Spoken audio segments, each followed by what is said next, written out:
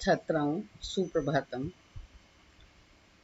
आपने देखा रत्नावली नाटिका के चतुर्थ अंक में जब राजा जादूगर के द्वारा लगाई गई आग में से सागरिका को बचाकर ले आते हैं और वह अग्नि शांत हो जाती है, तब राजा आश्चर्य में पड़ जाते हैं कि ये मेरा स्वप्न था, मति भ्रम था या उस जादूगर का खेल था।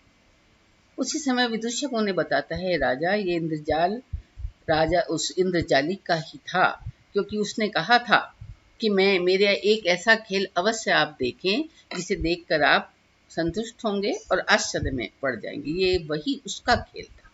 राजा कहते हैं, हाँ ये सही है। वासवदत्ता देखती हैं सागरिका को और कहती हैं, ये तो राजपुत्री सागरिका के समान वसुभूति देखते हैं। वो आश्चर्य में पड़ जाते हैं कि ये तो सागरिका है जो आग से निकली है। बाभ्रव्य भी देखते हैं, कहते हैं अरे अमाते ये तो वही है। वसुभूति कहते हैं कि ये राजा से पूछते हैं कि राजा ये कन्या कौन है। राजा कहते हैं देवी जानती कि वासवदत्ता ही जानती हैं इसके विषय में, मैं नहीं जानता। वसुभूति कहते हैं देवी वासवदत्ता से पूछते हैं कन्या कहाँ से मिली। तब वासवदत्ता बताती है कि महाराज ये जो योगेंद्र महाराज के मंत्री योगेंद्रायण हैं, इन्होंने मेरे पास लाकर ये कन्या यह कहकर रखवाई थी कि ये सागर से निकली है और इसका नाम सागरिका है, इसे आज से आप अंतःपुर में रखें। राजा मन में सोचते हैं कि योगेंद्रायण ने ऐसा किया और मुझे भी न बताए। फिर वसुभूति बताते हैं कि ये तो इसके गले में जो रत्न माला हमने विदूषक के गले में देखी थी, हम उससे ही अनुमान लगा रहे थे, ये अवश्य ही ये रत्नावली है, सागर से प्राप्त हुई। तब वो बताते हैं तो सिंगलेश्वर की पुत्री रत्नावली है। राजपुत्री रत्नावली को देखकर सागरिका भी वसुभूति को देखकर आंखों में आंसू भरकर मूर्छित होने लगती हैं। तब वसुभूति भी कहते हैं, हाँ मेरा ही मंदभाग्य है। सागरिका कहती हैं, मेरी माता कहाँ है, मेरे पिता किधर है। तब वासवदत्ता कहती हैं, अरे कंचुकी ये तो मेरी बहन रत्नावली है। बाभ्रव्य कहते हैं, हाँ देवी यही है। तब वासवदत्ता अपनी बहन का आलिंगन करती हैं। राजा फिर कहते हैं कि सिंगलेश्वर विक्रम भाऊ कैसे हैं, कैसे यहाँ पर आई। तब विदूषक रत्नमाला को छूकर मन में सोच रहा है कि मैं तो सोच ही रहा था कि इतना बहुमूल्य उपहार, बहुमूल्य वस्तु अवश्य ही किसी राजकुल की स्त्री का ही होगा, कि अवश्य ही कोई राजकुमारी। तब वहां पर वसुभूति आश्वासित करते हैं सागरिका को। सागरिका कहती है, मैं देवी वासवदत्ता को अपनी उनकी अपराधी हूँ, क्या मुंह दिखाऊं मैं अपना, उनके सामने कैसे जाऊं। तब वासवदत्ता उन्हें अपने भुजाएं फैलाकर अपने गले से लगा लेती हैं। रत्नावली जब गिरते हुए चलती है तो वासवदत्ता को याद आता है कि इसे तो मैंने जंजीरों में बांधा हुआ है। तब वो राजा से कहती हैं कि इसकी जंजीरों को खोल दिया जाए। और तब वासवदत्ता कहती है, आर्यपुत्र अमात्य योगेंद्रायण ने ही ऐसा कार्य किया है और मुझे बिना बताए। तभी वहां योगेंद्रायण प्रवेश करते हैं।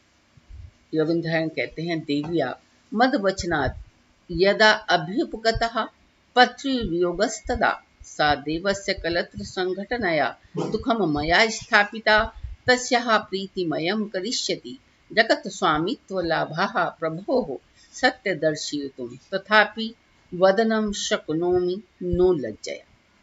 और योगेंद्रायण कहते हैं, देवी ने मेरे वचनों के द्वारा ही पति का वियोग सहन किया, जैसा मैंने कहा।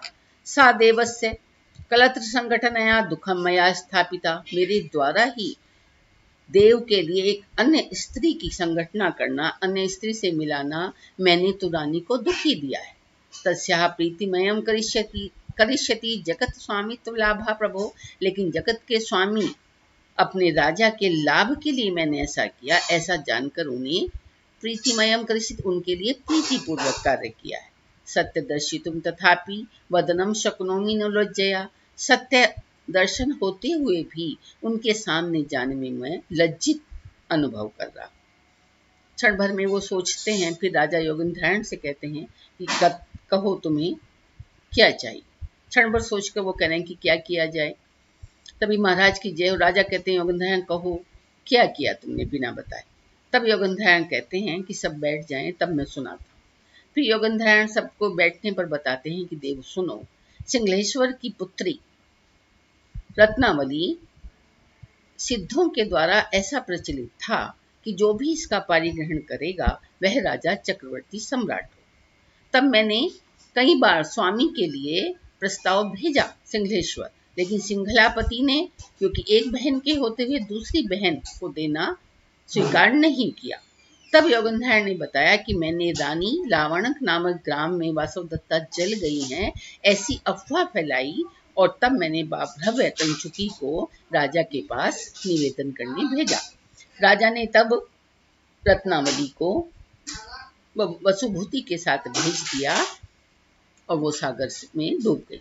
तो राजा कहते हैं रुक जाओ, इसके आगे का सब वृत्तांत मुझे मालूम है।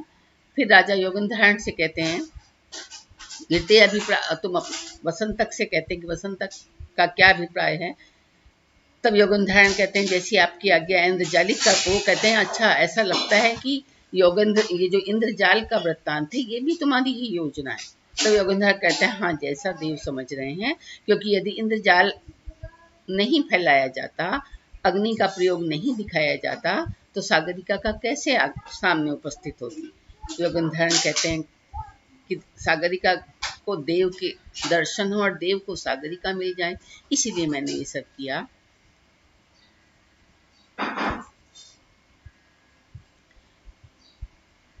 तब विदूषक कहते हैं कि ये तो समझा जा सकता है कि अंतपुर में गई हुई आसानी से दृष्टिपथ में आएगी, इसी घटना का प्रयोग किया गया। ऐसा करके वासवदत्ता अपनी बहन से मिलती हैं। राजा कहते हैं कि देवी, मैंने आपके कहने के अनुसार सागरिका को बचाया। रानी मुस्कुरा के कहती हाँ देव, आपने ठीक किया। राजा रत्नावली, फिर वो राजा से कहती हैं देवी कि आप रत्नावली को ग्रहण करें।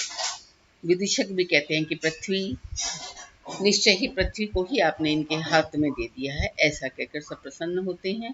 तब योगंधारण कहते हैं कि मैं सफल परिश्रम वाला हुआ। अब राजा कहते हैं कि देव, राजा के समक्ष आकर योगंधारण कहते हैं देव, और मेरे लिए क्या आज्ञा है, मैं आपका क्या प्रिय कर सकता हूँ। तब राजा ने कहा कि तह परमपि प्रियमस्ति, किससे अधिक और प्रिय आप क्या करोगे।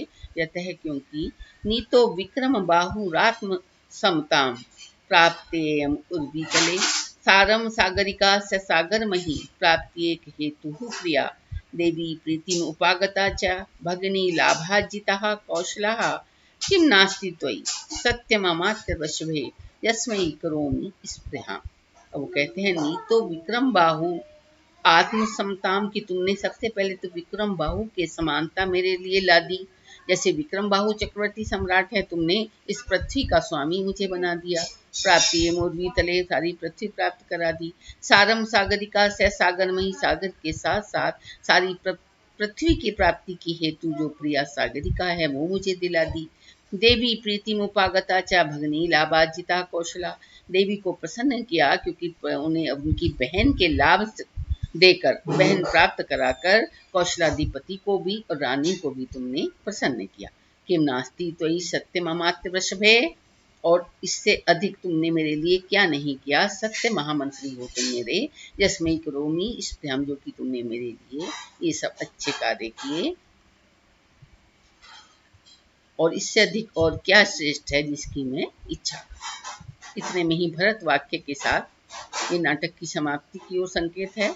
ऊर्वीम उद्दामस्या जनयतु विसृजन वासो वृष्टिम इष्टामिष्टहिस्त्रय विष्टपानाम विदधतु विदित पुण्यनम विप्रमुख्याः आकल्पान्तं च भूयात् समुपचित सुखः संगमः सज्जनानां निःशेषयान्तु शान्तिं विसृजन गिरो दुर्जया वज्रलेपाः। ऊर्वीम उद्दाम सस्या जनयतु विसृजन वासो वृष्टिमिष्टा, कि भगवान इंद्र वर्षा देकर सारी पृथ्वी को हरी भरी श्यामल करें। इष्ट ही इस्त्र विष्टपानाम विदधतु, विधिवत प्रीणनम विप्रमुख्या, जितने ब्राह्मण हैं वो अपने विधि अनुसार यज्ञ कार्यों को कर संपन्न करें। आकल्पांतम, कल्प के अंत तक। भूयात समुचित सुखा संगम सज्जना नाम, आपको सज्जनों का संगम प्राप्त हो, समुचित सुख प्राप्त हो। निःशेषयांतु शांति विसृजन गिरो दुर्जया वज्रलेपा, दुर्जनों की जो वाणी दुर्जन होती है, वज्र के समान होती है, वो निःशेषयांतु, सारी दुर्जनों की बातें शांति प्रदान करें, अर्थात उनकी वाणी शांत हो जाएं। अच्छी वाणियों का प्रयोग करें। आपका सारा राज्य सर्वत्र सुख और शांति, समृद्ध सस्य श्यामल भूमि हो। ऐसे भरत वाक्य के साथ इस नाटिका का समापन होता है। ऐसा इंद्रजालिक आदि सभी निकल जाते हैं। इस प्रकार इंद्रजालिक नाम का चतुर्थ अंक रत्नावली नाटिका का समाप्त होता है।